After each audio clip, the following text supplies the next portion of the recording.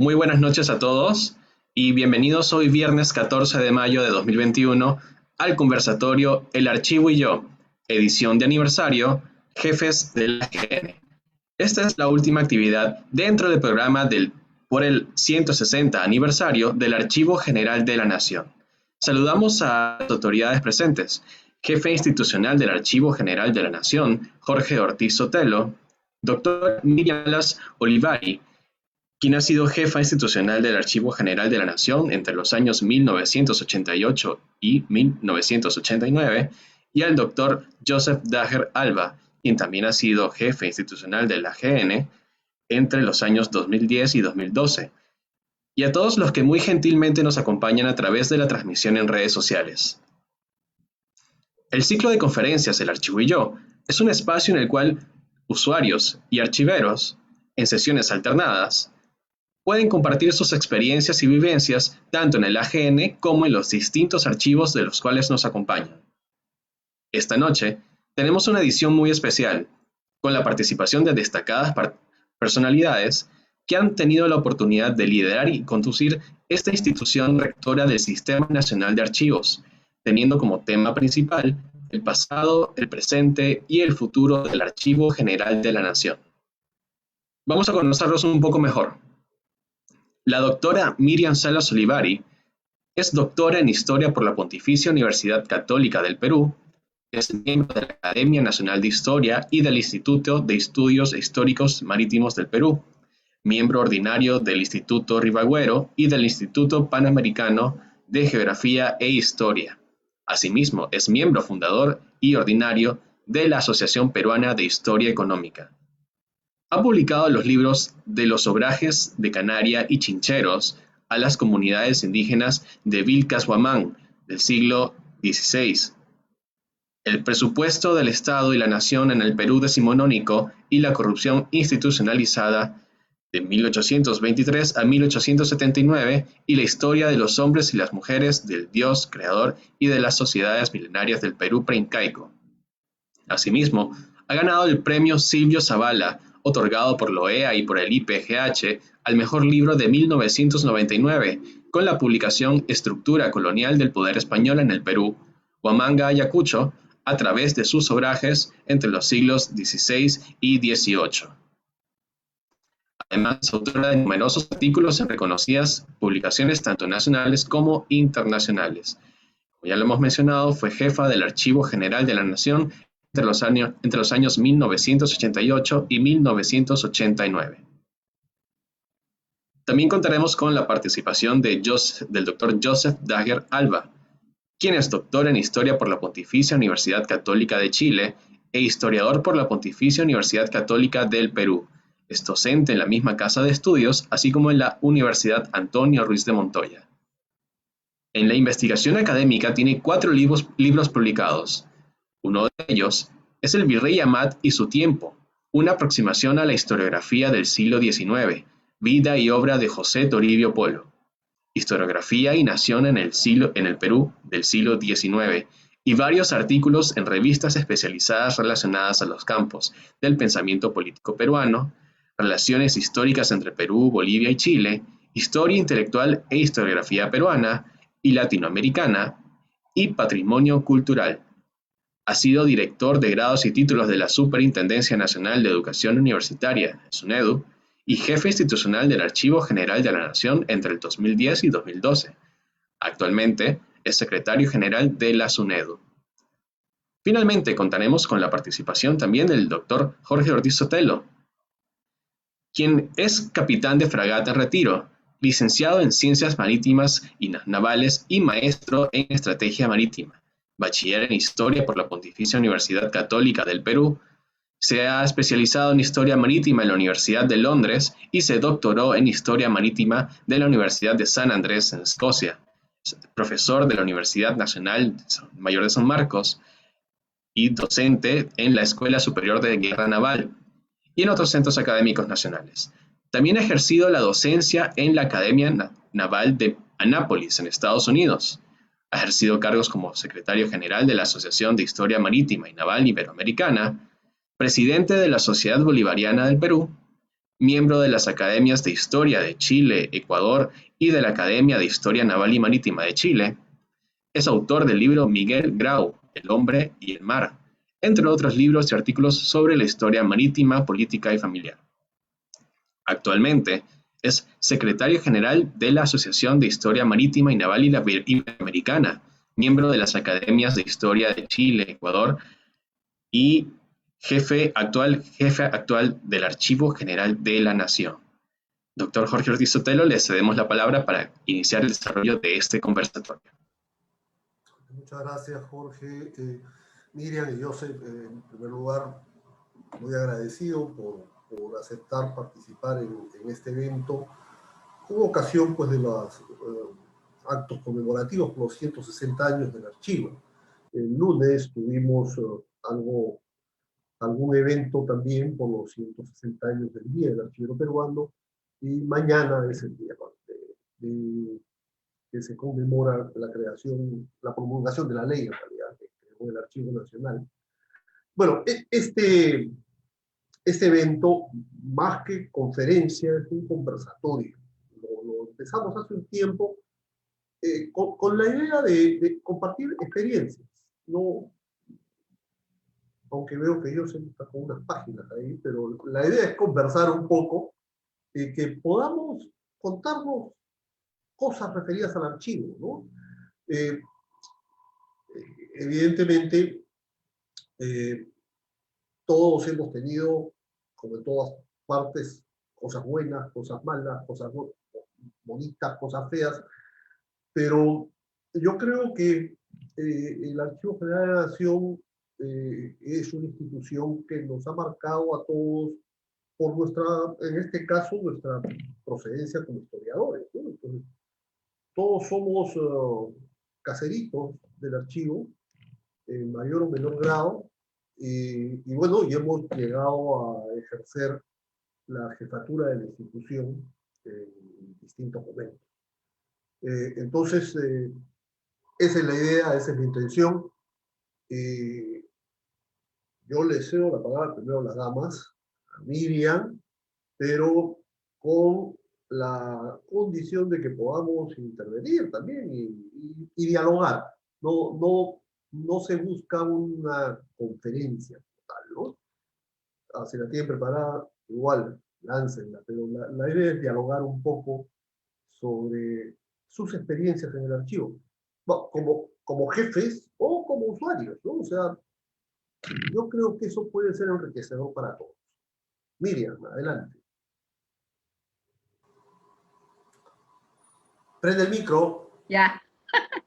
Y tú también. Buenas noches. Vamos. Ahora sí. Ya. Buenas noches. Gracias por esta invitación a participar en la celebración del 160 aniversario del Archivo General de la Nación.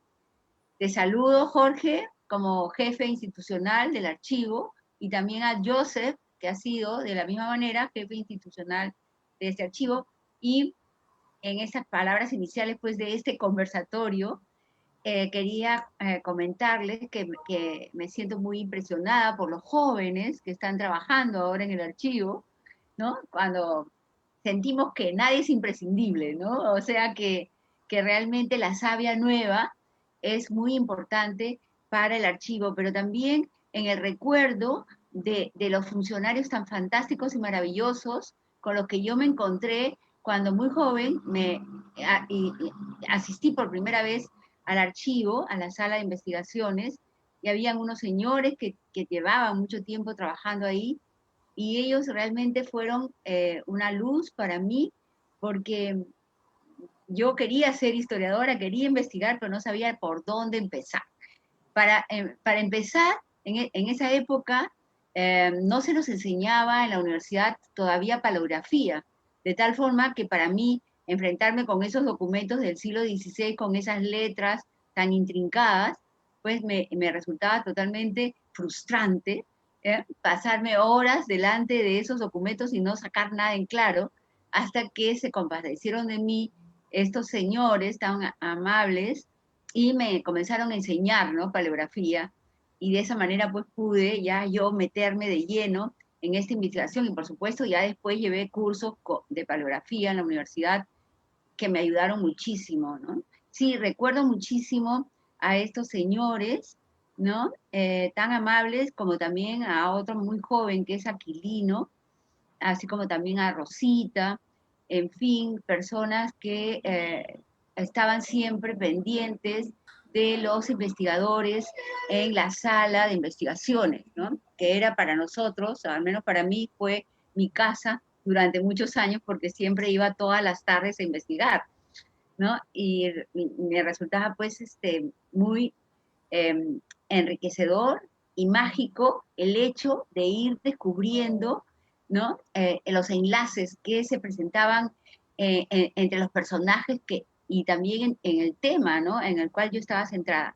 Realmente, mi investigación inicial fue sobre los obrajes, centros manufactureros textiles, en los cuales quería yo descubrir las rebeliones indígenas. Al principio comencé a ficharme todos los documentos sobre obrajes, lo cual era un desastre, que no me llevaba a ninguna parte, pero luego ya encontré el hilo, ¿no? El hilo conductor que me llevó a un obraje específico, a unos personajes específicos, y a partir de ahí comencé a desilvanar la madeja, ¿no? Para tratar de entender no solamente el obraje, sino también la estructura colonial, es decir, cómo se fundan las ciudades, cómo se organizan, cuál es la ideología, ¿no? Tenemos pues que impera. un punto de origen ahí, un punto de inicio de nuestro primer contacto con el archivo. Joseph, ¿a ti cómo fue eso? Gracias, Jorge, por el pase. Igualmente, como hizo Miriam al principio, saludarte por el aniversario, por los 160 años de esta noble institución, ¿no? Noble y antigua institución como es el Archivo General de la Nación. Un poco para responder a tu pregunta, quizá debería remontarme un poquito más, ¿no? Porque, digamos, mi primera chamba, si se puede llamar de alguna manera así, lo que es una especie de práctica preprofesional, yo la realicé en el archivo histórico del Instituto Ribagüero, ¿no? Entonces, mi aproximación al trabajo de archivero, junto con el del historiador, fue terminando la carrera o casi antes de terminar la carrera en el archivo histórico del Instituto Ribagüero. Donde tenía que catalogar una serie de colecciones y a veces me tardaba un poco más de lo debido porque pues no solamente catalogaba, sino que me leía cada uno de los documentos y cartas y cosas fascinantes que hay en ese archivo histórico, ¿no? Entonces mi aproximación a los archivos está íntimamente ligada, digamos, con mi propia formación, ¿no? Respecto del Archivo General de la Nación, yo diría que la vinculación primera también va por dos vías, ¿no?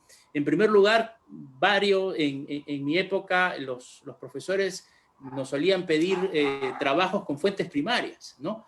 Publicadas o no publicadas, pero trabajos con fuentes primarias. Entonces uno tenía de una u otra manera que terminar en el archivo. Y hablo de la formación de pregrado como de la formación de posgrado. Quiero mencionar también algún trabajo que Miriam nos pidió. Hicimos una especie de análisis económico de la producción de una hacienda, para lo cual efectivamente había que estar en el Archivo General de la Nación. Pero además, luego, estudiando la historiografía, que es un poco el tema, ¿no? La historia de la historia en el Perú, que es un poco el tema al que más me he dedicado, evidentemente estudiaba los trabajos de esos primeros historiadores que estuvieron en la fundación del archivo, cuando todavía al principio funcionaba en el local de la Biblioteca Nacional y había una serie de tertulias, ¿no? De todos estos historiadores que se reunían para conversar sobre historia, y comienzo a estudiar a todos estos historiadores, a José Toribio Polo, a Manuel de Mendiburu, al primer gran jefe de nuestro archivo, y claro, la vinculación e identificación con el Archivo General de la Nación también se hace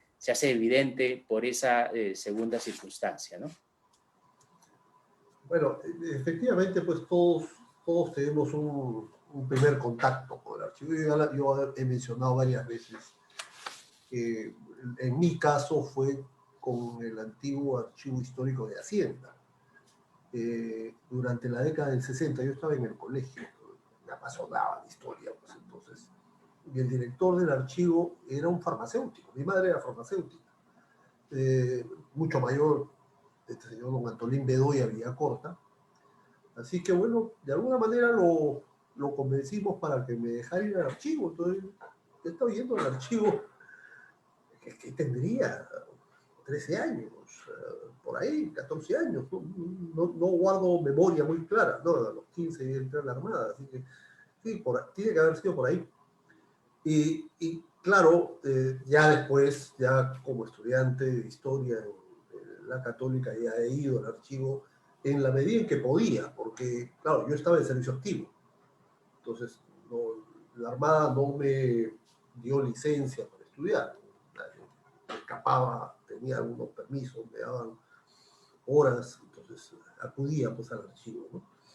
Y claro, el archivo, digamos, los archiveros o la gente que nos atendía era pues muy peculiar, muy especial. Y en la sala de investigaciones uno se encontraba con muchos personajes, ¿no? Guillermo Loma, ¿no? Por ejemplo, Guillermo Loma parado, normalmente, yo en los últimos años creo que lo he visto sentado, pero normalmente parado, leyendo los protocolos de pie.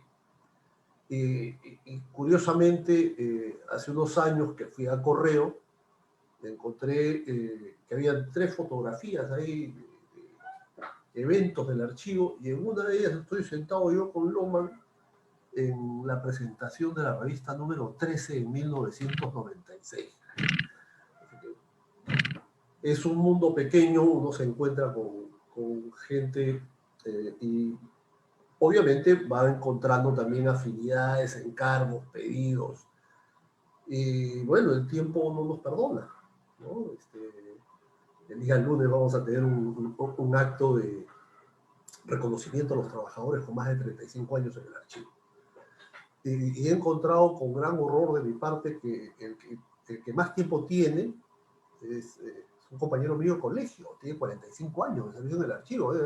Dios mío, ya estamos mayorcitos.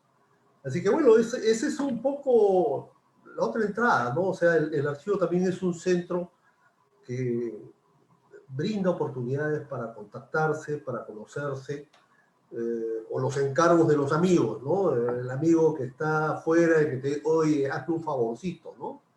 Búscame este dato.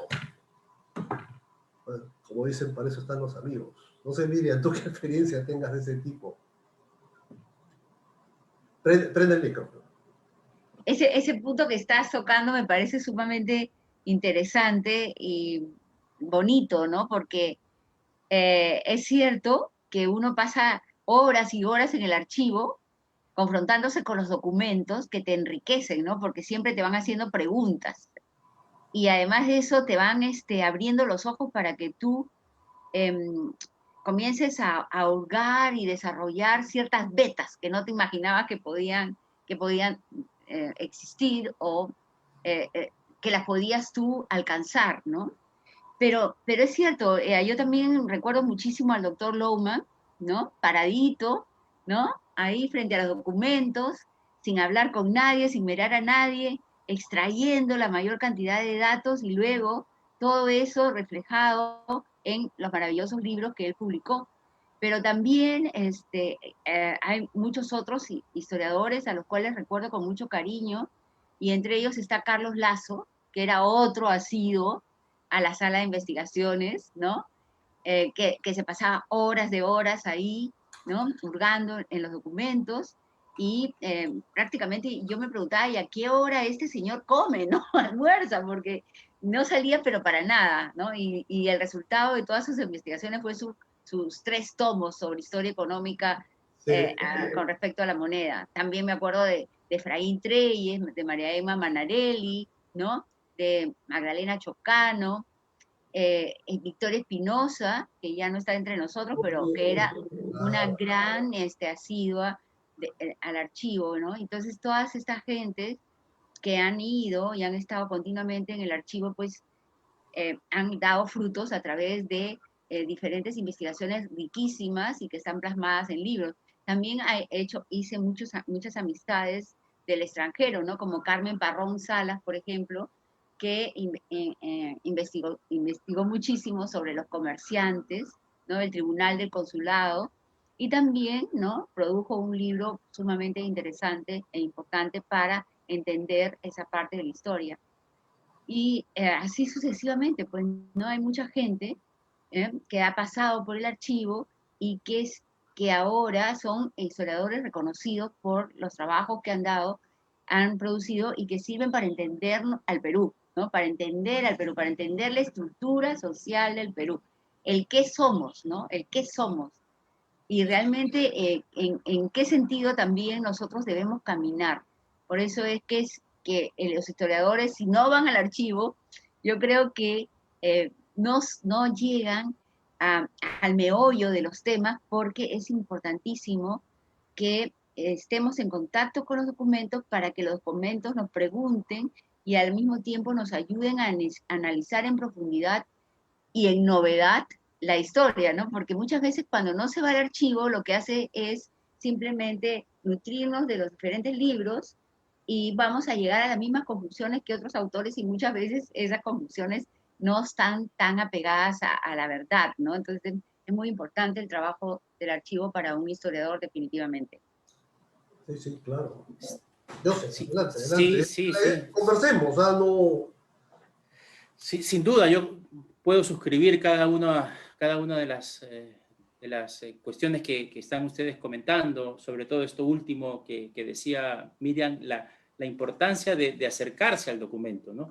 La experiencia de ir al archivo, por supuesto, sin lugar a dudas, tiene que ver con esa, no sé si llamarlo frescura, pero digamos con esa posibilidad de acceder al documento en sí mismo y a lo que nos dice, y superadas algunas dificultades paleográficas, luego, digamos, insertarse en esos documentos y realmente sentir que estás en una época distinta, que estás comenzando a comprender una realidad distinta.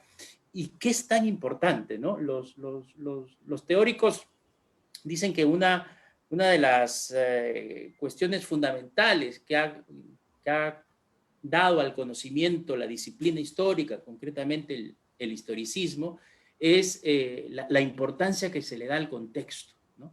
Al contexto específico de una determinada época y entender el contexto específico de una determinada época.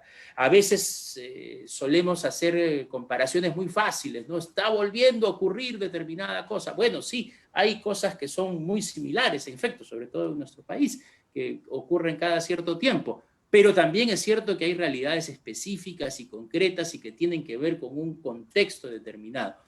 Ese contexto, esa realidad específica, sin lugar a dudas la da el acceso a los documentos, ¿no? Leer, por ejemplo, testamentos del siglo XVII y del siglo XVIII te lleva a otra realidad, a otras creencias, a otros convencimientos. No tiene nada que ver con los testamentos que se hacen ahora, y muchas veces no tienen nada que ver tampoco con las motivaciones, porque muchas veces había que hacer testamentos antes de viajar, ¿no? Imagínense si nosotros hiciéramos testamentos antes de viajar en cada momento, ¿no? Entonces creo que ese contacto con los documentos es fundamental. Y también, por supuesto, ya hablando propiamente del AGN, el doctor Lohmann, incansable, ¿no? Y además imperturbable. Porque, claro, uno quería acercarse, conversar con él, y era imposible, ¿no? Era imposible porque él estaba concentrado en lo que tenía que hacer y llegaba a determinada hora y se iba a determinada hora. Más de una vez recuerdo, en esa época yo fumaba, entonces más de una vez, más o menos calculando que ya se iba a ir, yo salía a fumar mi cigarrito y justo él podía salir y, digamos, podíamos conversar un par de minutos o más, pero ya fuera de la sala de investigaciones, ¿no? En esa época, por supuesto, el archivo no tenía todavía, en mis primeras idas al archivo no existía todavía el local de correos como local del archivo, era el local del Palacio de Justicia, y claro, por supuesto, estaban los amigos que pedían eso, y también a algunos profesores, ¿no? Ya que tú estás yendo al archivo, ¿por qué no me apuntas esta tal nota, tal, ¿no? Y también a algunos amigos no historiadores que claro, creen que es muy fácil encontrar cosas, y entonces, ya que tú estás en el archivo, ¿por qué no me averiguas qué año llegó tal personaje de mi familia? Bueno, pero dame un poco más de detalle para poder buscarlo, ¿no? Entonces, sí, ese tipo de cosas. Esa es la de siempre, ¿verdad? Sí. Oye, tal cosa, ¿no? Y a veces uno se tarda más tiempo tratando de encontrar, ¿no?, que aquello que estás investigando. Sí, bueno, como dice el dicho, para eso están los amigos, ¿no? Para clavarte una de uno de estos encargos.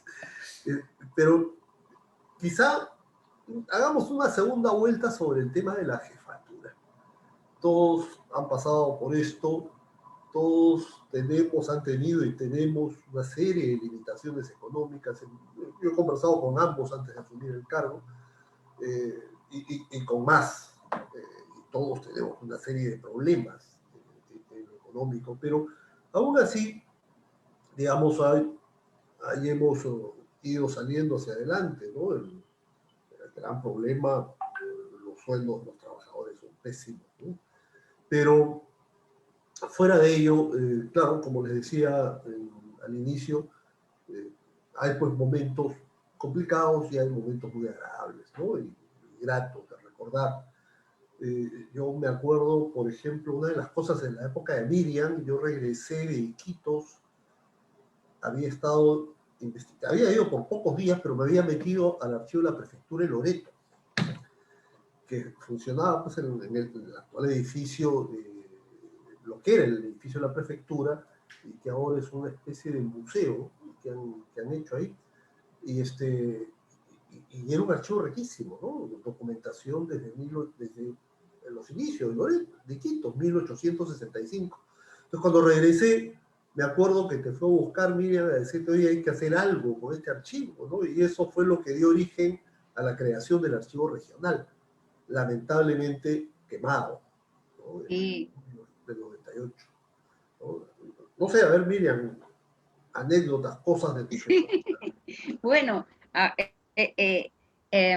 para mí ser jefa del Archivo General de la Nación fue mucho trabajo, fue un servicio al país en un momento en que los jefes del archivo ganábamos como $50 al mes, algo así, ¿no? Entonces fue un servicio a mi país. Y realmente en el poco tiempo que estuve, trabajé muchísimo para tratar de que el archivo subsane ciertas dificultades que tenía, ¿no? Y muy graves. Es cierto, trabajamos muchísimo para crear el archivo de Iquitos, ¿no? Que lamentablemente luego, después, ¿no?, de algunos años fue quemado por una turba, ¿no? Pero de la misma manera también me interesaba mucho la misma sala de investigaciones. ¿Por qué? Porque era muy ruidosa, ¿no? Entonces dije, ¿cómo se puede hacer para que esta sala no sea tan ruidosa? Los tacos que pasaban por, los tacos del pasadizo me distraían, y entonces pensé en hacer esas mamparas que finalmente aislaron, ¿no?, el pasadizo de la sala de investigaciones, lo cual resultó muy óptimo. Otro tema que también me preocupaba muchísimo son las instalaciones eléctricas, que eran un desastre, ¿no? Entonces se cableó totalmente. Parecen cosas tontas, pero en realidad para mí eran sustanciales. No quería verme en los periódicos, el Archivo General de la Nación se quemó, ¿no?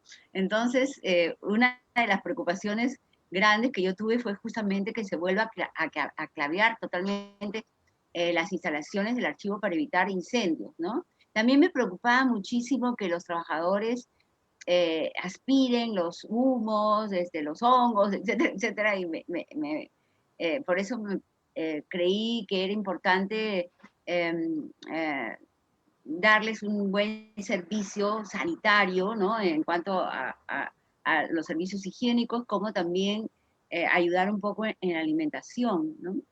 Ese tiempo, ¿no? Se ayudó mucho también para alentar la formación de nuevos archivos regionales, así como también me preocupé también bastante por trasladar el archivo del Fuero Agrario al Palacio de Justicia, que es donde funcionaba pues, el archivo.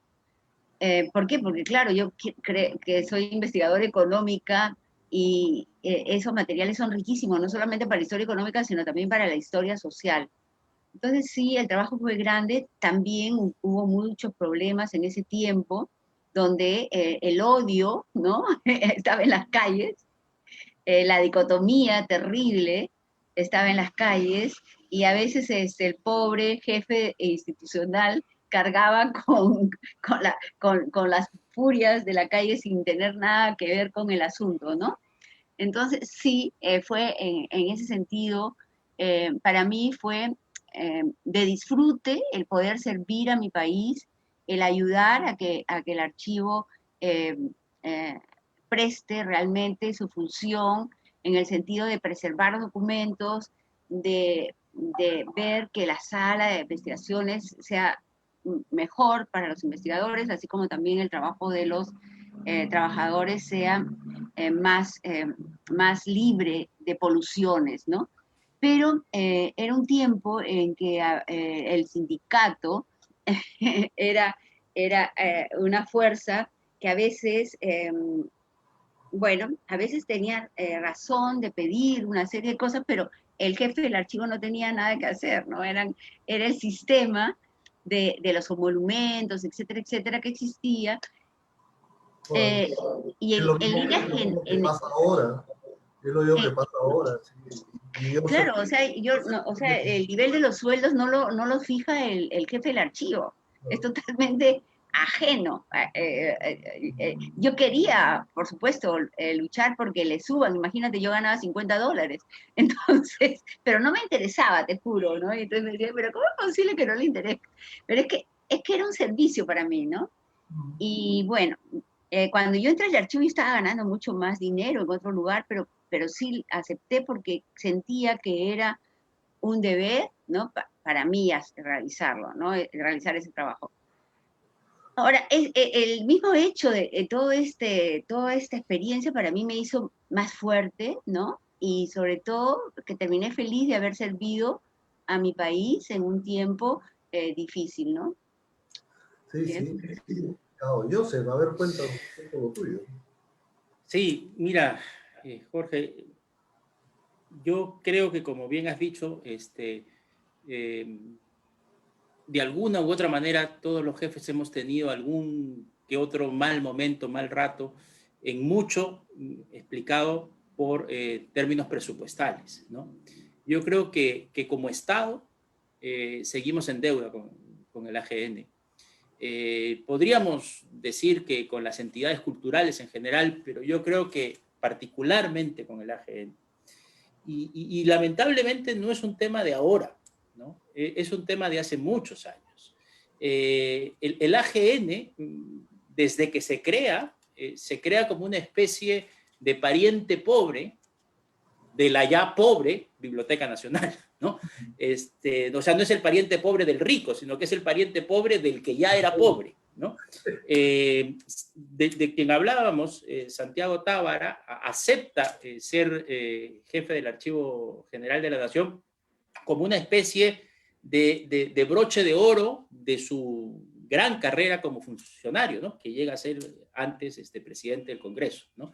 Entonces, esa era la importancia, digamos, por lo menos en el discurso que tenía el Archivo General de la Nación. Este señor es el primer y el fundador, y acepta sin sueldo, ¿no? Acepta la nominación, como decía Miriam, como sentido de servicio al país, pero con el compromiso que debía tener el Estado de dotar al Archivo General de la Nación de un presupuesto, que finalmente no lo hace o lo hace de manera muy corta, muy medida, ¿no? Entonces, este es un problema que hemos tenido siempre. Cuando yo entré al Archivo General de la Nación como jefe institucional, el presupuesto del Archivo General de la Nación era 4.300.000 soles. O sea, yo lo sigo diciendo y lo sigo sin creer, ¿no? ¿Cómo es posible que el ente rector del Sistema Nacional de Archivos haya tenido hace 10 años un presupuesto de 4.300.000? Hicimos 1.001 gestiones. Ojalá hubiera conocido yo el Estado peruano en esa época como lo conozco hoy. En mucho yo creía que la sola importancia del Archivo General de la Nación ya era suficiente para convencer a ministros, viceministros, congresistas, ¿no? Pero claro, era importante para mí, no necesariamente para ellos, ¿no? Y sin embargo, pese a todas estas gestiones, logramos subir como el 50% del presupuesto al año siguiente, pero eran 6 millones. Con 6 millones era imposible hacer mucho, ¿no? Y claro, el 90% de eso, o un poco menos, se iba en sueldos que eran bajísimos, ¿no? Eran absolutamente bajos. Como bien recordaba Miriam, tenemos en el archivo muy buenos empleados, muy buena gente, pero que está muy mal pagada. También tenemos o hemos tenido los que no son tan buenos, pero que igualmente están mal pagados, ¿no? Y entonces muchas veces el personal creía que estaba en manos del jefe del Archivo General de la Nación aumentarles el sueldo. Alguna vez me dijeron, si no nos aumenta el sueldo, nos vamos a la huelga. No, a la huelga no, sino nos vamos a hacer una marcha y un plantón en la puerta del archivo. Y yo les dije, yo los acompaño, pero vayamos al MEF, ¿no? Porque el MEF es el que tiene que aumentar el presupuesto, ni siquiera cultura. Bueno, otra cosa, cuando yo ingresé al Archivo General de la Nación, el archivo dependía de justicia, ¿no? No dependía todavía de cultura. Y ingresé en un momento particularmente difícil. Se había dado un dispositivo por el cual se dividía en dos al Archivo General de la Nación. El Archivo General de la Nación y el Archivo Histórico. Y se hacía depender al Archivo Histórico del Instituto Nacional de Cultura. De manera que cuando me nombran a mí jefe del Archivo General de la Nación, me estaban nombrando, digamos, jefe no del Archivo Histórico, sino de lo otro, digamos, ¿no? Entonces, cuando yo hablo con el presidente, le digo, presidente, ¿se da usted cuenta que está proponiéndole a un historiador ser jefe de un archivo que ya no tiene la parte histórica? Entonces me dijo, mire, no se preocupe. Si usted considera que hay que hacer algo para volver a la situación anterior, lo estudiamos y lo vemos, ¿no? Pero eso tenía una situación más complicada aún, que era el pago de las remuneraciones al personal. El INC no tenía plata para pagarle al nuevo personal. No estaba en el presupuesto, no podía sacar de sus arcas para pagarle a todo el personal del archivo histórico. Y la gestión anterior y los abogados anteriores y los funcionarios anteriores del AGN decían, esa gente ya no es mía, ya no está en mi planilla, yo no les puedo pagar porque si yo les pago hago malversación de fondos. Y entonces entré a una institución en donde el personal del archivo histórico estaba 3 meses sin cobrar. Estaba 3 meses sin cobrar. Y hubo que hacer, digamos, una arquitectura normativa para poderles pagar, ¿no? Y pudimos sacar la resolución con mucho apoyo del Ministerio de Justicia, pudimos pagar esos sueldos que estaban atrasados y finalmente, gracias a la ley que crea el Ministerio de Cultura, ahí se decide nuevamente que el Archivo General de la Nación sea uno histórico y las otras áreas, ¿no? Eso que cuentas, pues, es una lástima, es una penuria el tema de los sueldos del personal. Ustedes saben que existe, pues, en el Estado hay un sistema para tratar de compensar eso, que es el CAFAE. Bueno, el CAFAE del archivo es el más bajo. Ya hemos planteado al MEF, le hemos planteado al Ministerio de Cultura para que por lo menos nos nivelen dentro de cultura. Pero, como bien dices, claro, a veces nuestros trabajadores piensan que el asunto es no fácil, yo apruebo, no es así, lamentablemente. Pero bueno, esas son las cosas con las que hay que a veces lidiar, ¿no? Pero me gustaría darle una tercera ronda, cómo ven el archivo del futuro. A los dos creo que les he contado, ya saben también que estamos pues con este proyecto del nuevo local, ¿no? Y digo nuevo, digamos, yo creo que es un eufemismo, ¿no? En realidad va a ser el primer local construido para archivo. Y debe estar para el bicentenario de Ayacucho. Y claro, es todo un reto, no se imaginan las cosas por las que estamos pasando ahora, porque al margen del local, así nos hubiéramos quedado, nos quedemos donde estamos, hay toda una revolución pues, en el tema archivístico, ¿no? Ya no hay papeles. Entonces, hay todo un tema, Joseph debe estar más al tanto, quizá porque estás en el SUNEDU, todo un tema sobre la virtualidad, ¿no? A ver, no sé, algunas ideas, yo les cuento después, si algo de tiempo, por dónde vamos, pero me gustaría tener sus percepciones, que compartan sus percepciones sobre lo que es o debe ser el futuro del archivo, ¿no? Miriam, a ver, ¿quién se lanza al ruedo? Prende el micro. Prende el Bueno, micro. Ahí está. siempre el tema de local, pero antes de tocar el tema de local, quería decir algo que me parece importante, y es que no se entiende la jerarquía de los sueldos, ¿no?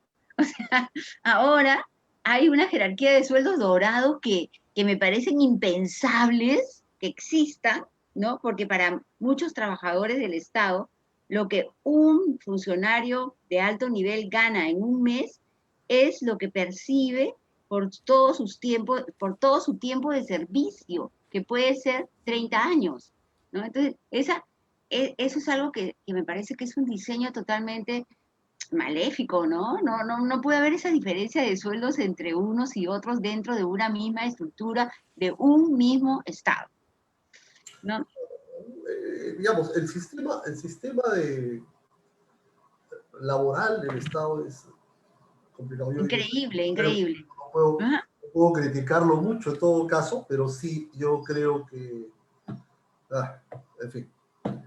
Sí, yo tampoco en este momento puedo criticar mucho el sistema laboral y remunerativo del Estado.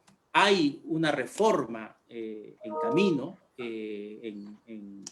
que ojalá sirva, ¿no? Que ojalá sirva, Sí. pero hay que considerar una serie de aspectos, ¿no? Cuando yo estuve en la jefatura, ganaba sí un poquito más de $50, pero todavía no existía la figura del cash confianza, ¿no? La figura ahora del cash confianza es que permite que los funcionarios puedan traer como colaboradores suyos a personas y pagarles un poco más de lo que está previsto en la determinada planilla. Eso no existía en mi época. Entonces, quienes colaboraron conmigo realmente ganaban sueldos más o menos al mismo nivel de los funcionarios, no digo de los archiveros, que es mucho menor, pero sí de los funcionarios de carrera del archivo, con una diferencia quizá de 300, 400 soles. Entonces, estas personas realmente hicieron un servicio al país. Yo estoy siempre muy agradecido por ellos. Efectivamente, lo de los sueldos dorados es algo que uno se hace una enorme pregunta, ¿no? ¿Por qué existen? ¿Para qué están?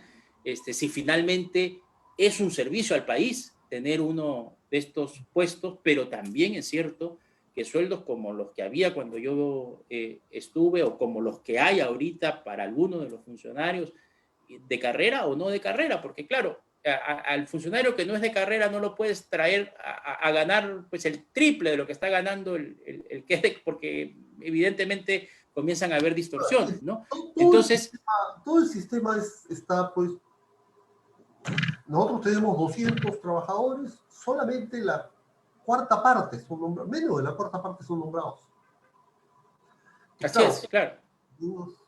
Pero bueno, hablemos del futuro, porque si no nos vamos a poner a llorar. Bueno, pero otro punto que quiero tratar y que me parece importante para hablar del futuro es que qué cosa es el archivo, cuál es la importancia del archivo, ¿no? La importancia del archivo es gravitante para el país, ¿no? Con documentos y documentos. Yo ahora, por este asunto de la pandemia, ¿no?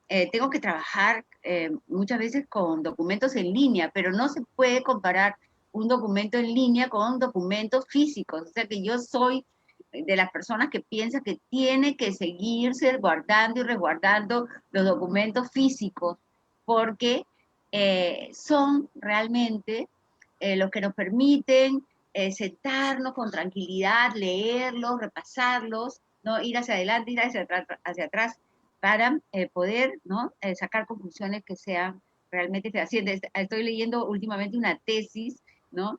Y realmente me parece terrible, ¿no? Que por esta cuestión de acudir, ¿no? a fuentes o repositorios digitales, no se lea bien lo que se dice, ¿no? Entonces, wow, es algo que me sorprende y que no estaría totalmente de acuerdo con que los documentos físicos se eliminen. El archivo presta un servicio esencial para la nación. Mucho de lo que nosotros sabemos de nosotros mismos es gracias a los historiadores, ¿no? Que han pasado años, ¿no?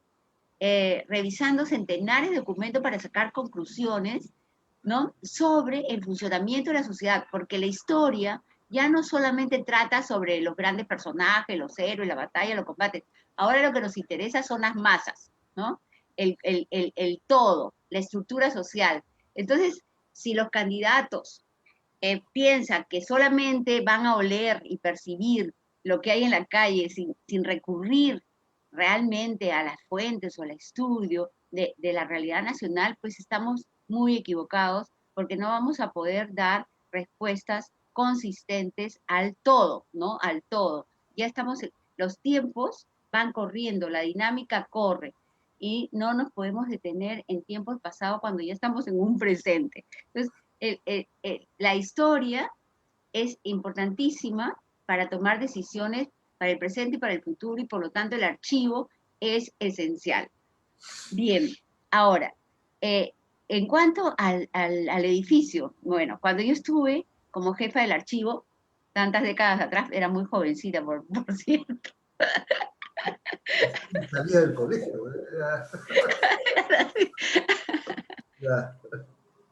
Pero sí era bastante joven, realmente era bastante joven, yo no sé cómo pude, ¿no? Lidiar tantas cosas, pero bueno, entonces, una de mis preocupaciones también era el local, ¿no? Porque realmente el archivo se merecía un local que sea repositorio verdadero de nuestros tesoros documentales, que además era reconocido en el mundo entero como uno de los más ricos, ¿no? El archivo del Perú es uno de los más ricos del mundo.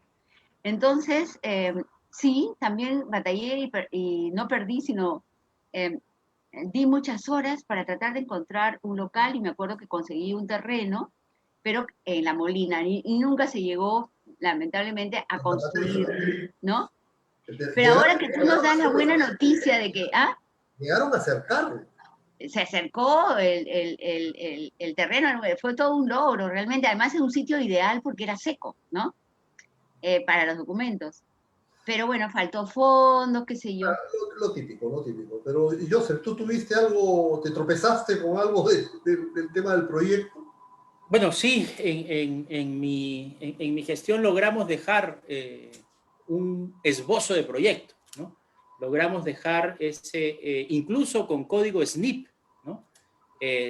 Pero claro, faltaban los fondos, por supuesto, ¿no? algún viceministro que no voy a nombrar me dijo, bueno, pero ¿por qué no elevan los costos de la reproducción de documentos para así generar más fondos? Entonces, bueno, claro, como se genera tanto por ahí, ¿no? Pero eso es por eso yo digo, yo creo que debemos como Estado asumir que estamos en deuda con determinadas instituciones culturales, ¿no? Todo lo que tiene que ver con patrimonio es algo que es responsabilidad del Estado. ¿Los privados pueden ayudar? Por supuesto que pueden ayudar. ¿Podemos hacer patronatos? Por supuesto que podemos hacer patronatos, pero el Estado no debe renunciar a su responsabilidad como el guardián del legado, ¿no? Y sobre todo cuando hablamos de patrimonio cultural documental, que digamos no es tan rentable como determinados museos o determinadas cuestiones, ¿no? Ahí la responsabilidad del Estado es fundamental. Y bueno, ¿qué pasó después con ese proyecto, con ese código SNIP? Lo que lamentablemente pasa siempre o casi siempre en el Perú, el complejo de Adán, ¿no? Llegan otras gestiones, desvalorizan el proyecto anterior y entonces comienza todo de nuevo, ¿no? Y bueno, no se hizo más. Ahora, yo creo que el futuro del archivo, por supuesto que está en el local, pero también, por supuesto, está en el soporte en el que vamos ahora a archivar. Y yo creo que es importantísima la sección, digamos, o la característica histórica del Archivo General de la Nación, pero no es la única. No, claro. No es la única, y no solamente no es la única, sino que el archivo, por eso no es una institución del pasado, sino que es una institución del presente, porque da políticas para hoy, da políticas para archivar hoy, da políticas para conservar hoy, lo que mañana va a ser pasado. Entonces, bueno, no solamente estamos cuidando el pasado que ahora existe, sino que estamos procurando que haya pasado. Yo me acuerdo de una de las clases, creo que era de Armando Nieto, que hablaba un poco de el presente no existe porque el presente es efímero, ¿no?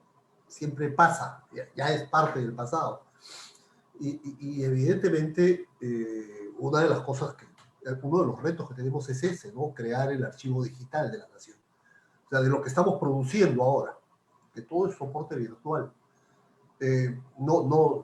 Mira, para tranquilidad de Miriam, no es que vayamos a destruir los papeles, ¿no? Hay un proceso, sí, de eliminación de aquella documentación que ya, pues, ligeramente puede ser redundante, porque es imposible guardar todo, ¿no? No, claro. Los edificios, ¿no? Tú te has corrido del comité técnico de archivos, ¿no? Ya, sí. Pero, sí, pero... Por eso mismo. Ya, por eso. Ya, pero lo que se nos viene es eso, efectivamente, se nos viene un tema complejo. El edificio no es el edificio solo, es el edificio y el equipamiento. O sea, estamos contando con casi 90.000 metros lineales de estantería, va a contar con 90.000 metros lineales de estantería, 3 veces lo que tenemos en este momento. Va a contar con sistemas de control de temperatura, de humedad, con controles biométricos, reconocimiento facial, o sea, todas las medidas para poder resguardar estas cuestiones, un sistema de monitoreo, un sistema de lucha contra incendios sin agua, ¿no? Con empleo de gas, en fin, estamos poniendo todo en el proyecto que debe, el expediente técnico debe estar terminado el próximo mes, creo. Y en el segundo semestre debe lanzarse la licitación pública y las obras deberían empezar el próximo año, ¿no? Claro, en el interín, ¿qué pasa? En el interín el archivo tiene que mudarse.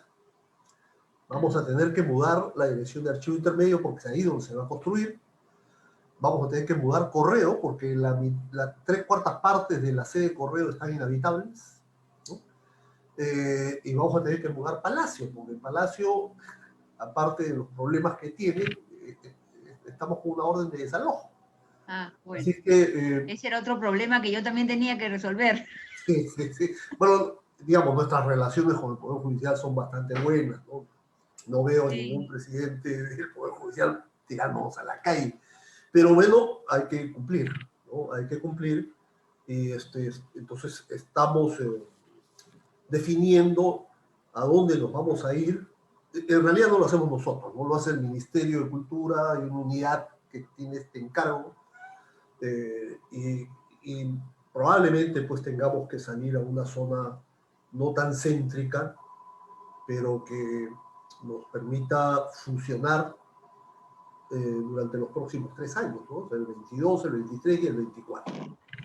Este, y en ese proceso, en medio de todo este movimiento, evidentemente tenemos que repensar también la estructura del archivo, la organización del archivo. Tenemos que crear, yo soy de la idea, por ejemplo, de crear una unidad fuerte de imagen institucional que reúna lo que es publicaciones, investigaciones, comunicaciones, porque investigaciones está dentro de historia, pero el archivo es más que historia.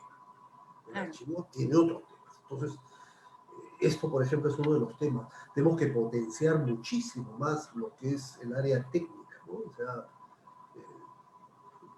programas, servidores. Quiero descartar el tener que llenar los papelitos, las boletas con que uno pide documentos. No, Ah, eso claro. llegar a hacer Sí. pues, o desde el celular o desde la computadora. Y mayor control también. ¿Perdón? Y así tendrías mayor control de quién revisó tal cosa. Claro, y hemos puesto en línea, o por lo menos he puesto todos los catálogos.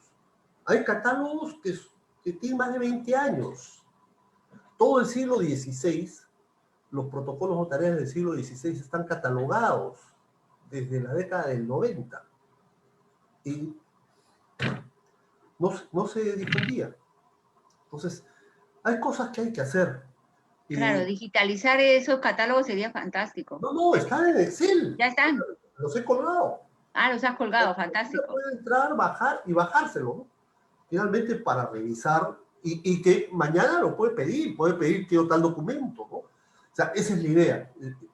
El archivo tiene que ir hacia la gente. Si la montaña no va a Mahoma pues, y esto es un poco lo que nos ha empujado la pandemia, ¿no? Claro. Bueno, y hemos dictado pues algunas normas. Por ejemplo, ya pueden tomar fotos. O sea, el archivo te cobra 15 soles por derecho de cámara. Y toma todas las fotos que quieras, porque eso reduce el tiempo en que tú vas a estar en el archivo, en una época en la cual pues tenemos problemas de aforo, ¿no? Y maltrato del documento Y también, ¿no? reduce el maltrato del documento. Y además, claro, no puedo obligarlos, pero se les pide a los investigadores que tomen fotos que después nos alcancen las fotos para alimentar nuestro banco de datos, ¿no? Ajá. Y creo que hay cosas que se pueden ir haciendo en el camino. Va a ser un reto lo que se nos viene desde fin de año, que es la mudanza del archivo. Y va a ser otro reto la mudanza en el año 24. Eso, vaya Dios a saber. Hay un plan que se está haciendo, un plan de contingencia para llevar a cabo este proceso. Pero igualmente pues va a ser toda una tarea, ¿no? Y probablemente durante algún tiempo el archivo tenga que, digamos, cerrar su atención al público, porque, bueno, así son las cosas, ¿no? Pero, en fin, no sé. Eso digamos, con las mudanzas probablemente va a ser inevitable, ¿no? Habría que hacer una campañita para que todos estemos más o menos enterados de cuándo va a suceder. En mi gestión también tuvimos que cerrar algunos meses la atención a los investigadores, precisamente para mejorar los instrumentos de catalogación o de registro que teníamos tanto en el archivo histórico como en lo que en ese momento se llamaba archivo intermedio, ¿no? Porque, claro, si no tienes clara conciencia de lo que tienes, es más difícil conservarlo, ¿no? Y en ese sentido, la digitalización es sin duda, bueno, ya no el futuro, ¿no? El presente de muchísimos archivos. Eso ciertamente conserva mejor el documento, pero claro, el documento siempre tiene que quedar allí, ¿no? No hay todavía algún soporte más duradero que el papel, ¿no? Cuando estaba en el archivo, en estas reuniones de la Comisión Técnica de Archivos, que se llamaba así en ese momento, que efectivamente veía en ese momento la eliminación documental, difícilmente he tenido yo momentos de trabajo que más he disfrutado, ¿no? Las discusiones que se formaban allí para ver qué documento ya no tenía vida útil, qué documento se podía eliminar, los argumentos que las propias instituciones públicas estudiaban, los grandes sabios, además, que conformaban esa comisión, realmente fue de un aprendizaje enorme. Pero claro, en los 2 años y un poco más que estuve, comenzaron a llegar solicitudes de eliminación, pero ya no del documento físico, ¿no? Sino comenzaron a llegar solicitudes de eliminación en disquetes, ¿no? Y alguna vez nos llegó un disquete 5 1/4, que no sé si ustedes acordarán, ese disquete grande, ¿no? El floppy disk. En un disc. Y no teníamos en el archivo dónde leerlo, ¿no? Entonces, claro, si hubiera estado en papel no habría habido ningún problema, ¿no? Hubo, por supuesto, que hacer toda una búsqueda, en fin, y ya no se pudo ver en esa sesión, hubo que hacerlo en otra. Pero claro, los soportes van a ir cambiando y el origen del documento también, porque claro, ahora la pandemia nos ha enfrentado a una situación en donde por lo menos buena parte de las instituciones del Estado ya no produce documentos físicamente, sino que todos estos tienen una producción, digamos, digital, ¿no? Eso vamos a tener que conservarlo, vamos a tener que pensar seriamente en los soportes y vamos a tener que pensar seriamente en la renovación justamente de poder leer lo que quizá ahora podemos leer, pero no sabemos qué va a ocurrir en 15, 20 años, ¿no? Como tú dices, Joseph, me parece que siempre debe estar el resguardo del documento en papel. Justamente hace poco tenía yo urgencia de encontrar unas fotos y comencé a revisar mis disquetes, mis discos, y estaban malogrados. El plástico se había hecho como un jeve pegajoso, ¿no? O se habían llenado de moho, ¿no? Y difícilmente no pude recuperar esas fotos, ¿no? Entonces hay que tener mucho cuidado también con estos nuevos sistemas. Y como tú dices, Jorge, me parece increíble que los mismos problemas del 88 los sigamos teniendo en el 2021, ¿no? El local, las mudanzas, ¿no? ¿Cuántas amenazas de despido de local también hubo en mi época? Y además tuve la suerte de conversar con el doctor Justi, que era en ese momento el presidente de la Corte Superior de Justicia, ¿no? Que me visitó al archivo. Y justamente logramos conciliar para que el archivo no sea mudado, ¿no? De manera inmediata. Bueno, entonces espero que la Corte ahora entienda el archivo y no los despida hasta que logren la construcción de su local. Reunido. Vamos a sacar las banderitas. Y el año pasado con el presidente de la Corte. Y bueno, las cosas están ahí. Más bien lo que quieren es pasarnos lo que tienen ellos en su archivo, que el otro problema que se inundó parte del archivo de la Corte Suprema, ¿no? O de la Corte Superior, creo, de Lima, ¿no? Wow. Mira, yo creo que el tema del local y todo esto es un salto enorme. Como yo se decía, no somos conscientes, la ciudadanía en términos generales no es consciente de la importancia de los archivos, pero no solamente para nosotros. Acuérdense, nosotros hemos sido, durante el periodo colonial, hemos sido pues la capital de América del Sur, ¿no? Entonces, quienes quieren investigar parte de la historia de Chile, de Argentina, de Bolivia, de Ecuador, de Colombia, nosotros tenemos eso.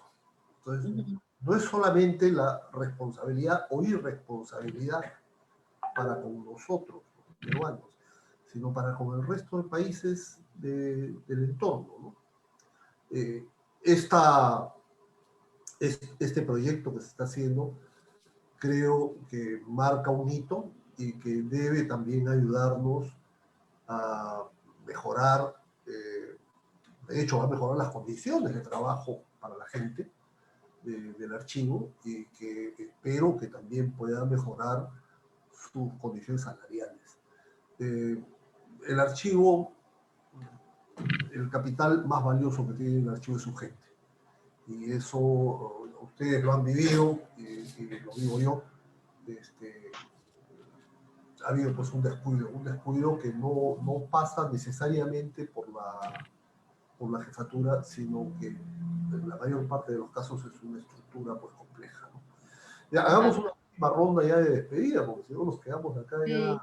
Sí, sí, y ya y en esa ronda de despedida, yo quisiera mencionar que el archivo sirve a todos los niveles sociales, al nivel oficial y a todos los niveles sociales. Para mí, una de las cosas más ricas de experiencia en el archivo fue en el archivo del Ayacucho, ¿no? Cuando estaba investigando, ver cómo la gente de las comunidades se acercaba al archivo para pedir sus títulos de propiedad, ¿no? Para poder probar que sus tierras eran de ellos, ¿no? Además también probar que se casaron, la difusión, etcétera, etcétera. Entonces, el archivo es algo que es una fuente, ¿no? Una fuente de vida, no solamente de historia, de vida del presente. Y por lo tanto es sumamente importante.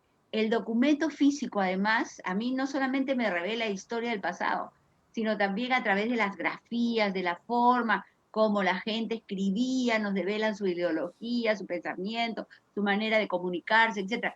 Entonces, todo en el archivo es de una riqueza grande y por lo tanto, como tú dices, Jorge, hay que preservarlo y esperemos que sea en las mejores formas con este fantástico local con el que nosotros estamos soñando desde hace muchísimo tiempo, ¿no?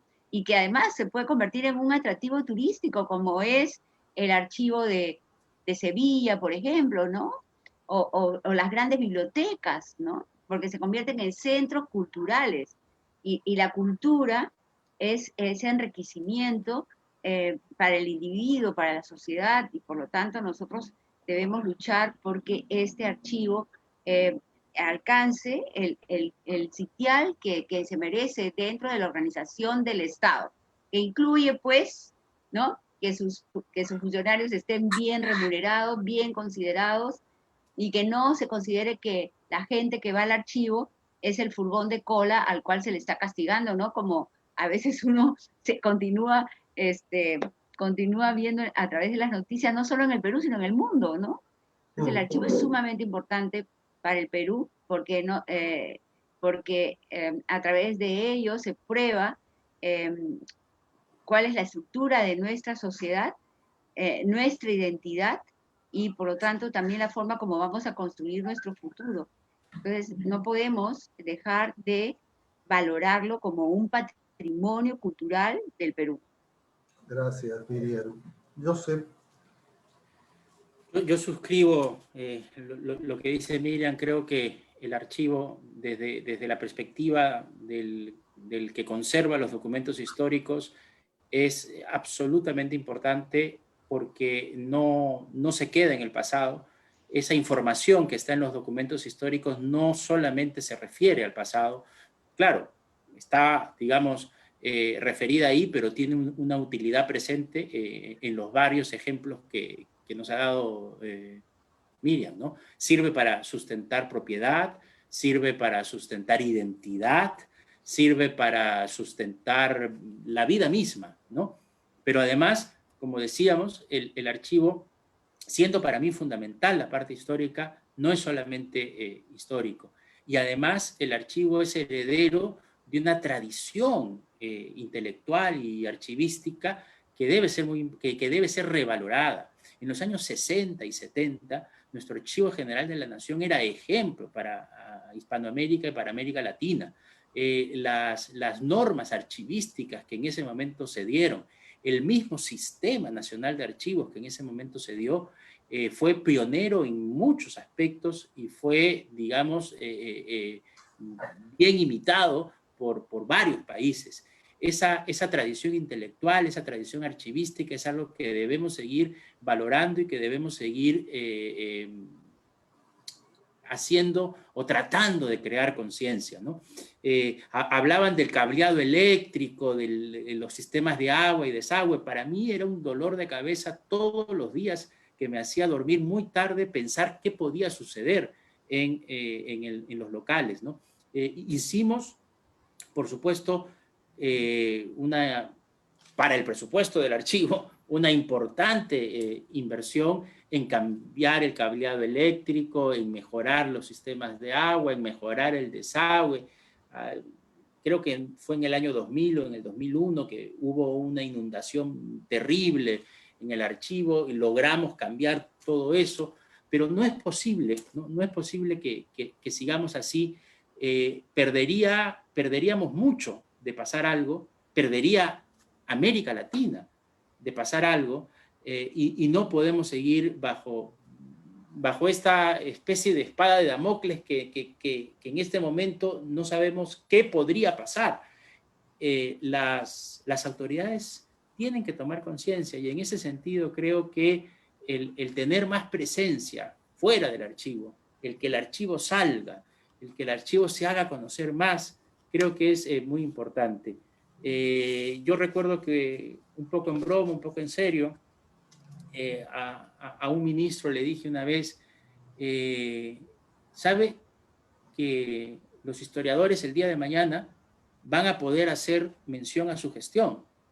Sí y solo sí, existen los documentos en el archivo, pero si los documentos que usted está produciendo, las muy buenas normas que está haciendo, la mejora de la recaudación tributaria no pasa al archivo, porque hubo un momento en el que ya no podíamos recibir documentación, eso no va a poder ser historia, ¿no? Entonces el ministro, bueno, caramba, como que el argumento le convenció un poco y logramos, como digo, el 50% de aumento del presupuesto, pero que era casi ridículo que un archivo general de la nación tenga 6 millones de soles, un poco más de presupuesto. Hoy es mayor, pero sigue siendo menor que el de la Biblioteca Nacional y sigue siendo menor, por supuesto, que muchas entidades culturales. No podemos seguir siendo el pariente pobre. Ojalá que todo vaya bien, por supuesto, Jorge, muchos éxitos en la difícil tarea de la mudanza, porque está alrededor de ella, hay muchas complicaciones, por supuesto, y sobre todo cuando esta mudanza va a ser doble, ¿no? Pero hacia ahí tenemos que ir, tenemos que conservar lo mejor posible lo que tenemos para finalmente llegar a ese tan ansiado local que por fin nos dará un lugar que merecen nuestros documentos. Bueno, pues muchas gracias. Miren, solo para terminar este tema del local, el local en el primer piso va a ser un centro cultural. Hay una galería, una sala de exposiciones, hay un teatro, un anfiteatro, una librería, una cafetería. En realidad es un tema. Y además, lo que aspiro, o lo que, vamos, estamos tratando de plantear a futuro, a media cuadra está la Escuela Nacional de Archivística. Y ahí también creo que hay que hacer un proyecto significativo que eventualmente permita levantar ahí un edificio más pequeño y, digamos, funcionar en ambos lados, de modo tal de tener pues un archivo más moderno, ¿no?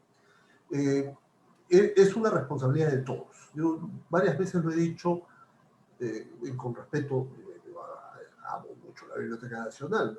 La Biblioteca Nacional se ha quemado varias veces y se ha logrado reconstruir.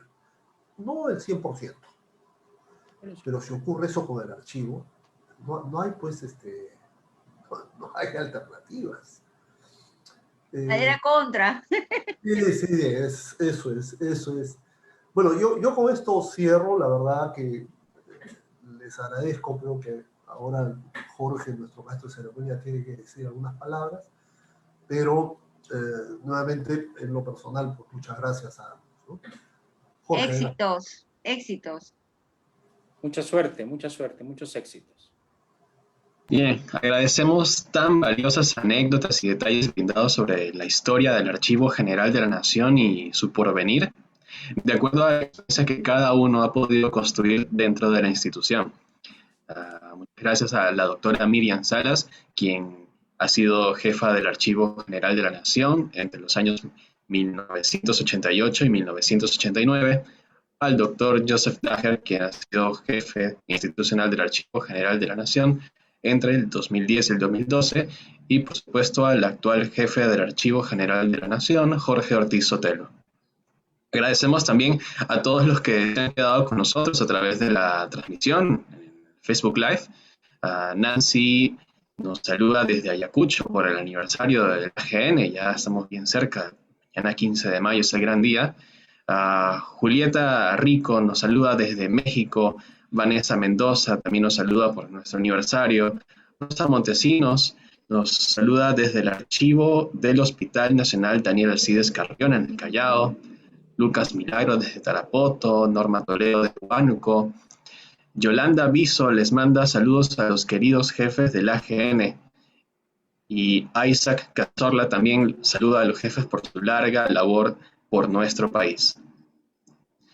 De esta manera completamos el programa de actividades conmemorativas por el 160 aniversario del Archivo General de la Nación. Mañana 15 de mayo es el gran día y los invitamos a seguir atentos a las redes sociales de la AGN, pues todos los meses contamos con actividades virtuales abiertas al público.